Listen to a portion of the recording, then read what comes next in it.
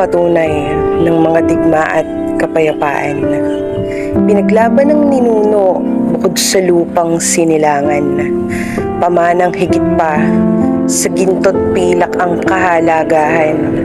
Isa sa mismong sumisimbolo sa buong kasaysayan. Ito'y tangan-tangan, kadikit ng pangalang Pilipinas.